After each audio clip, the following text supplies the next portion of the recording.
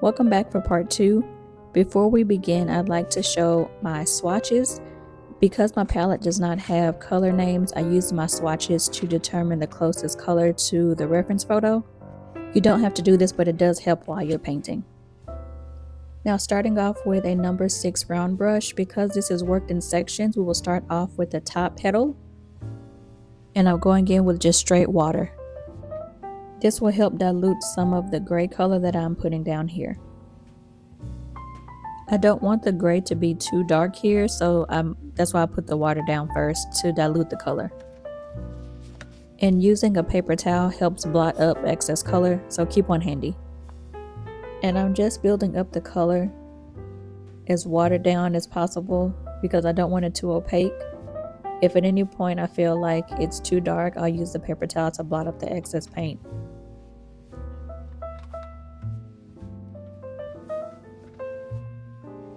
And one thing I want you to focus on here is notice how I'm just using the tip of the brush. I am not using any more than just the tip, because if you use the whole brush, you'll get way more color than you need. So just start with the edge of the brush and then work your way up to a larger area. If you're having trouble with this, I would suggest practicing on just a scrap piece of paper so you can get used to just painting with the edge of the brush. Still using that number 6 round brush, you're going to switch over to a darker yellow. If you have a swatch with the names of the color, it would be yellow ochre. If not, again, you're using the color that best matches this one. It does not have to be exact. And if at any point I feel like the color is coming off too opaque, I'll just add a little bit more water to my brush to dull out that opaqueness. I'm using straight water here to blend the color out. Instead of adding more color onto my brush, I'm just using clean water to try to blend this together with the gray. Okay, clean your brush, and we're going to switch over to the lightest shade of purple that we're using for this palette. Remember, we don't want it too opaque, so if you need to add a little bit more water to your brush, you can do so now. And I added some clean water here just to thin it out around the edges so it's not such a harsh line. And here again, I want to show you how I blend my colors directly on the palette. So again, I'm going directly into the gray and going right over that yellow ochre color. And if you're having trouble deciding which gray to use, warmer grays look like they have a little bit of brown mixed in them. Cooler grays look like they have a little bit of blue. And if you don't want either of those shades, you go with a neutral gray, which just means it looks like it just has black and white in it. It doesn't have a blue tone to it. It doesn't have a warm brown tone to it. That's why it's important to swatch your palette before you start painting so you know which colors to use. Once I'm done with this area, I'm going to let it air dry, or you can use a blow dryer, because I have to go back over the lines with my drawing pencil that got lost in the process of painting. And if you're using the same set of brushes that I am, I'm going to switch over to a 0.5 brush. And if you're not using the same set of brushes, you want to use the thinnest, shortest brush to get those fine details in. And again, make sure that you're using just the tip of the brush to get those thin lines. You don't want to use too much of it, otherwise it'll make it thicker than intended. Practice on a scrap piece of paper first if need be. I kept this part in here so you can see how I fixed a minor mistake after I put in the main lines going down the flower. On the side, it's just squiggly lines in the reference photo, so they don't have to be exact. But I decided after the fact to kind of fill in that area first before putting in the extra little squiggly lines at the tip of the flower.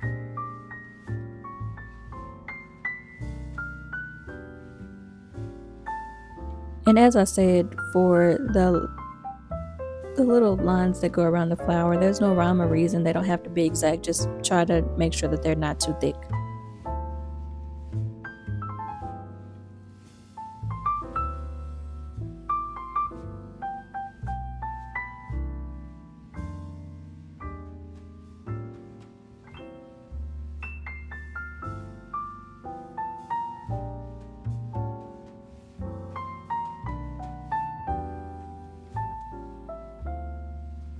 And here I'm switching back to the number 6 round brush and just going over that gray area with clean water.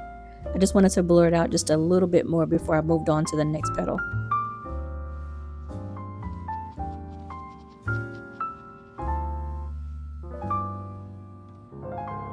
Now moving on to the middle petals. Remember, because this flower is symmetrical, what you do to one side, you do to the other. Keeping with that number 6 round brush, we're going to go back to that lightest shade of purple. Notice at the beginning, I started off a little darker than what I wanted, so I added more water to my brush to lighten that color.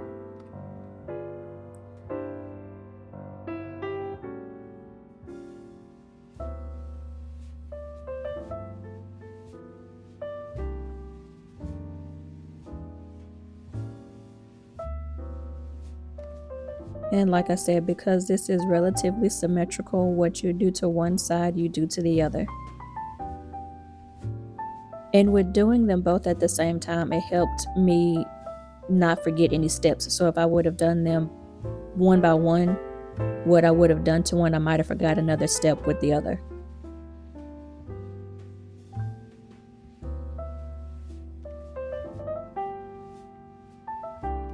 And again, if you want to blur out the edges, just go back in with clean water to thin those edges out.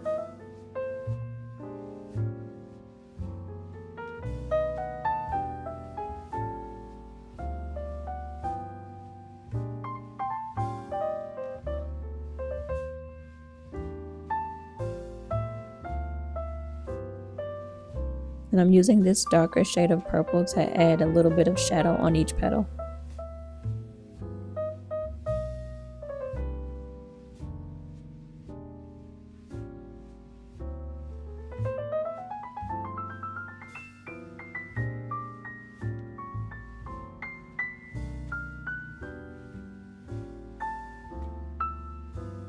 And I'm switching back to this yellow ochre color, still using the number 6 brush, but if you feel more comfortable using a smaller brush like the number 3 or the 0.5, you're okay to do that as well. And again, I know you're probably tired of hearing me say it, but thin out the color with clean water. And for these fine lines, I'm switching back to the 0.5 brush, or if you're not using the same brush set that I'm using, it's the thinnest brush you have. And then for the lines, you don't want to make them all horizontal. You want to spread them out as I'm doing here to make it look like there's a curve to the petal and not just a straight petal with no dimension. And we'll cover this more in future videos, but the direction that you put your lines does give the illusion of dimension. So you want to keep in mind that you're not just making just straight vertical or horizontal lines. You want to give it a curve to indicate that there is some type of movement to the piece. If you want to skip ahead to the next part of the flower, you can do so here.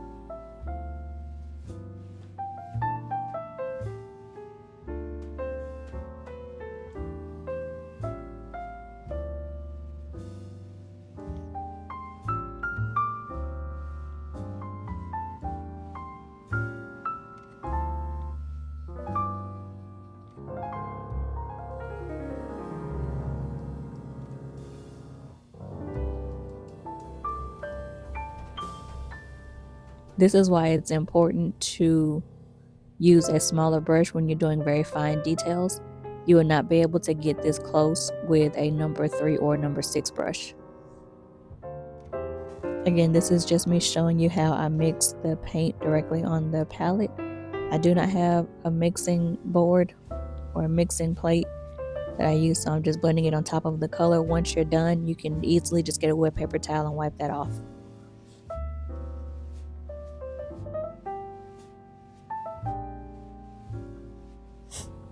This shade of yellow comes off a little orange on camera, so just keep that in mind if you are choosing the color on your own palette.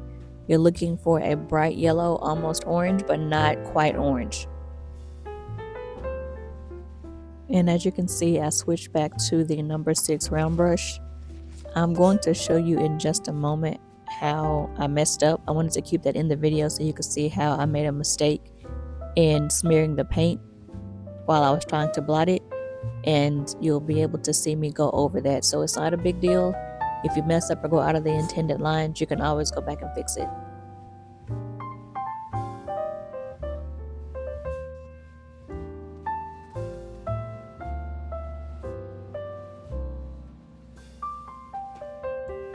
I left this part in here so you can see how I fixed a mess up, because I did not mean for that to smear like that, but because we are using paint and the area around that will be darker, it's an easy fix. And if you feel more comfortable using a smaller brush here, you are free to do so. I'm just more comfortable using the number 3 instead of the 0.5 brush.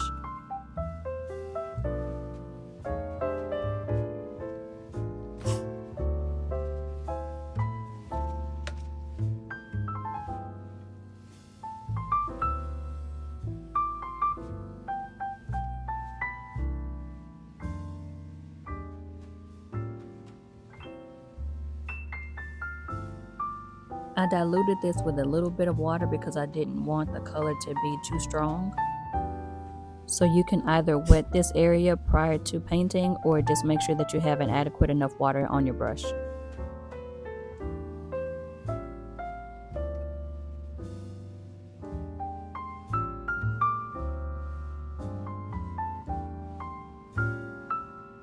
Still using the 0.5 brush, I'm going back and forth between these 3 colors to fill in the inside of the flower.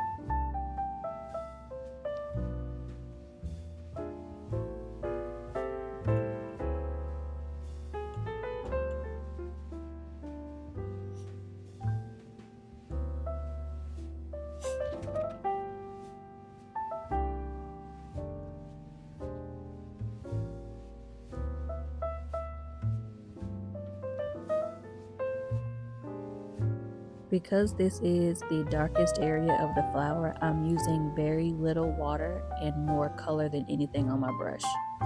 So when you're putting the shadows down, you want this to be darker than the other parts of the flower to give an idea of depth. If while doing this you notice that the color is coming out kind of patchy because you don't have enough water, it's okay to add a little bit more to your brush, but not too much. If you feel like you don't have the balance of it yet, practice on a separate sheet of paper before you place the brush on your piece.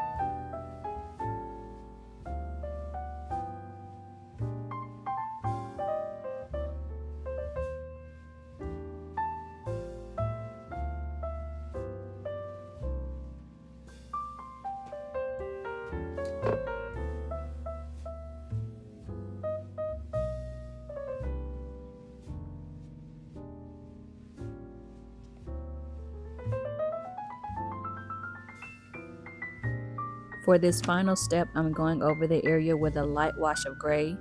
I cannot stress this enough. Please put a wash of just water before you put the gray down. Again, please wet the area with just plain, clean water before you put the gray down. You just want a light wash of gray over this area to give some semblance of shadow with the petals.